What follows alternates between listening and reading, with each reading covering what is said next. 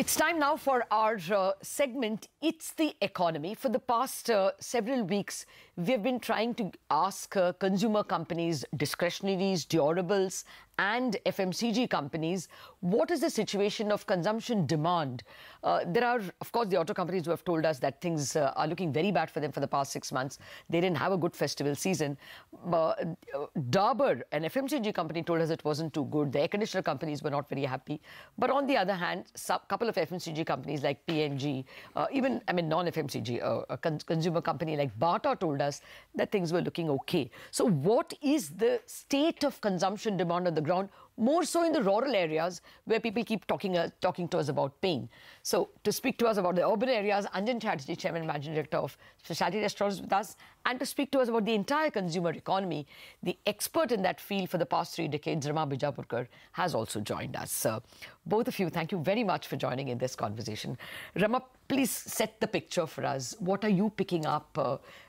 Have things really slowed? If it is does it look passing? Just the entire colour.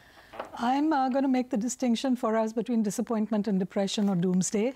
I think we're disappointed that the glory days of 2003 to 8 were double-digit growth. The default option was 25% growth. So from there, clearly, animal spirits are in hibernation of the consumer for pretty good reason. So it is disappointment. But if you look at December end results, even if you take, the consumer, by the way, is always happy to consume. The consumer wants to consume. Consumers have confidence in the long future.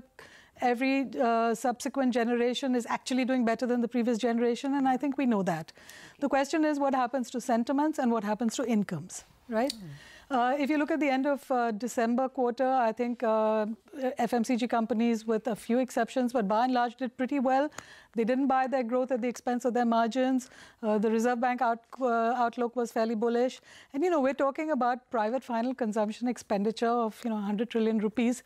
Take away half of it, the balance half. Look at the sizes of the companies we have. There's plenty to go around. Okay, so it's not a doomsday situation. It's perhaps just a recalibration of the high expectations that we had from the previous years. Right, I'm going to come back to you. We have Anjan Chatterjee as well, who will perhaps give us a ground check on what's happening. Mr. Chatterjee, good morning. Is there any slowdown in urban discretionary demand? And have you seen occupancies at your joints fall?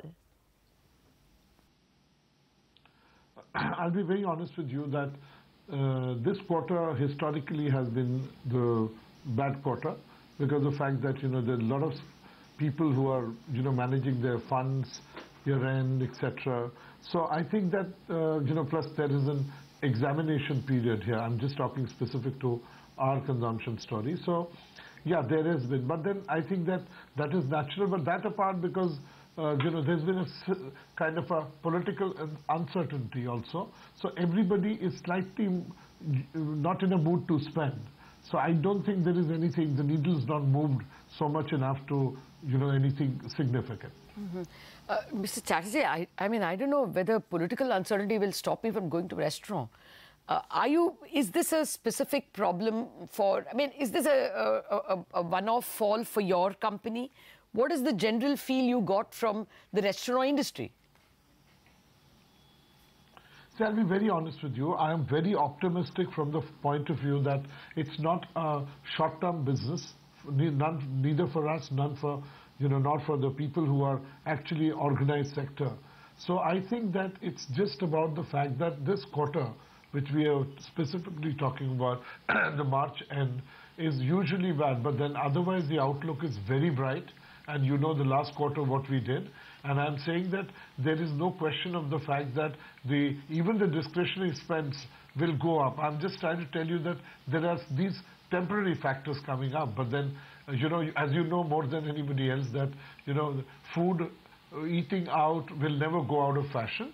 Yes, there are competitive issues in the sense that you have the deliveries, so we're working on the deliveries in a big way. So we are reorganizing ourselves. But there is no question of anybody saying that the food industry will go through any bad patch, maybe once in a while. Okay.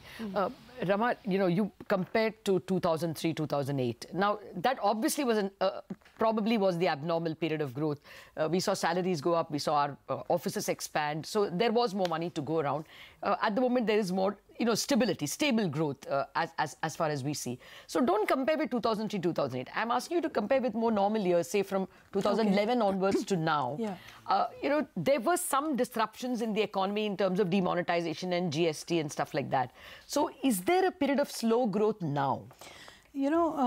Okay, let's forget that. But the fact is that the elephant in the room is investment, right? I mean, you don't consume unless you earn, and you don't earn unless the economy is doing it. I think we also underestimate our consumer base is largely self-employed. You talk about you don't go to restaurants because of political uncertainty. I mean, I don't get a paycheck every month, and if I know for a fact that I'm not sure how hard I'm going to have to work to get that, and I need to take my kids on vacation, and I want to pay for all the additional cable channels I want, it really, the sentiment really gets upset. And the auto guys, you notice they always yo-yo. It goes down when sentiment is down, and it goes back up because the top 10% of India is really buying the autos. And the other guys who want depreciation benefits. And there's lots to go there. They have the surplus income. So I think we are a country of self-employed. Less than 20% of people have an income that's coming. So investment is a problem. If it continues like this, our incomes will get hit. That's a very important point because, anecdotal evidence also suggests that investments are at a 7-year low. I mean, we've had this discussion in the past with a lot of, a lot of the industry players. Mr. Chatterjee, you said that clients are not in a mood to spend. What does this mean for companies? You think companies will not be in a mood to expand as well? I mean, will you go slow on expansion plans over the next, say, 6 to 12 months? Very honestly, we have done that. We have consolidated our position, and I am only saying that unless you have a vision which is absolutely clear in terms of understanding that there is a tailwind and our occupancies are being consumed well, we have to be very, very careful. So we've been doing it for the last 1.5 years, especially after the GST input being withdrawn. The whole industry, restaurant industry, has been hit very badly. So that apart, which is a reality, but otherwise I'm talking about the consumption patterns, excepting, the weekends, which are good historically worldwide, what the corporate spending when it comes to opening a bottle of wine and or sharing good food, in the sense that large portions of fish, jumbo prawn, etc., they seem to be going down. So that is a trend for us. People are sharing more food. So these trends have kept us worried. And we need to be, we have been very prudent in terms of expansion, and we are only doing it looking at the store metrics, because our EBITDAs go haywire in the short term because of the fact that if we get one store wrong. Okay. I like the fact that you spoke about fish and jumbo prawns and not vegetarian food. That says a lot about your food preferences. But you know what? I'm gonna take a quick break. We have to do that. I request both of you to stay on because it's a very interesting chat. We'll come back and continue chatting about consumption trends. Do stay with us.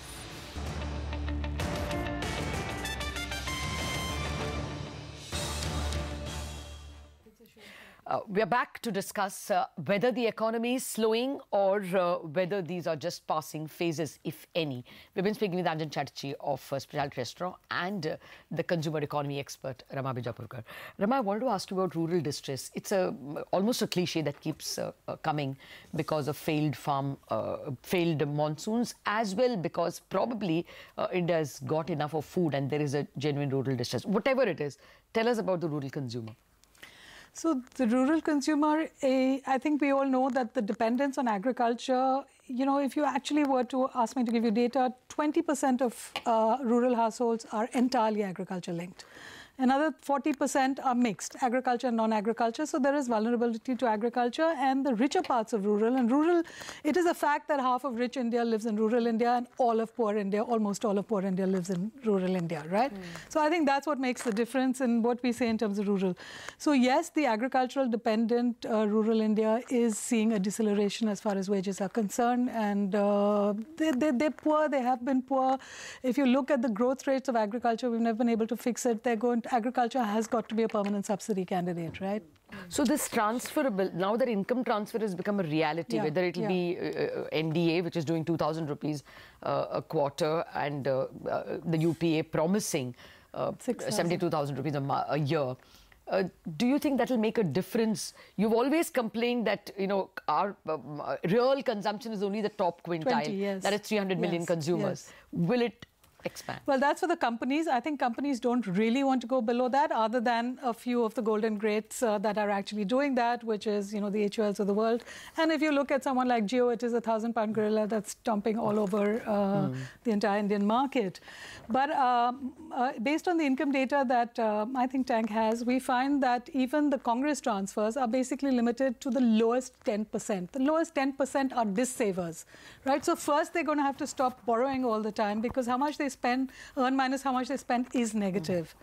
Okay, so I think let's separate out subsidy from boosting incomes. Incomes can only boost with investment, and if the economy is doing well. If there's enough, you know, if there are not enough goods moving, then there are not enough cleaners are going to make money, dhabas are going to make money.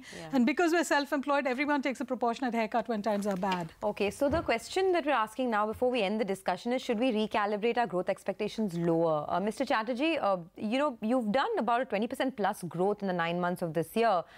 What do you think FY20 could shape up to be? Are we looking at a single-digit growth year for the industry? Because that's what many other industries are indicating, whether it's autos or consumer durables.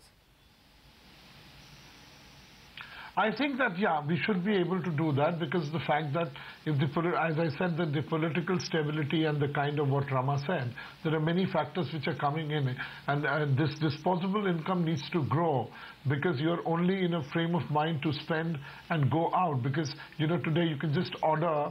And, you know, you don't need to go out, because that's become cheaper. You're sitting at home, of course, having restaurant food. So there are certain strategies that we are taking, and to ensure that the consumer has a contact point with us. So whether it's in the form of a delivery, home delivery, or maybe a cloud kitchen, which we are looking very, very seriously on. So the patterns are that maybe that the pie will be distributed in different forms, but then surely that we could look at single-digit growth next year. Okay. Rama, what is your best guess? As far as companies are concerned, there is no need to recalibrate expectations. There's enough to go around. I agree with Anjan that it is a question of strategy, and I think whoever has the sharper strategy will continue to grow double digits, because there is enough headroom as far as growth is concerned. As far as watchers of consumer demand are concerned, I would urge you to make the distinction between company stories and the broad consumer stories. Even the broad consumer story, there is uncertainty, and uncertainty affects all of us, because most of us are self-employed. So I think that's a fact. But there's no reason, I don't think companies get a free pass on account of the tide being a little lower. Okay. Well, take your point, Rama and Anjan. Thank you very much for joining us. Well, I think one of the big takeaways that we have got from the conversation is, yes, only single digit is what Anjan Chatterjee is expecting. But Rama is leaving us with two big thoughts, that income transfers will actually stop dis-saving. The poor will stop borrowing from the money lender. It doesn't mean necessarily higher consumption. But therefore, we should all watch out for investment. Watch out for the overall growth, more bridges, more you know, irrigation projects, more railway lines, more investment, more capex. Only that will ensure future growth. So let's pray for investment. With that, we'll wrap up on Bazaar. Lots of trading ideas for you on Chartbusters. Thank you for watching this edition.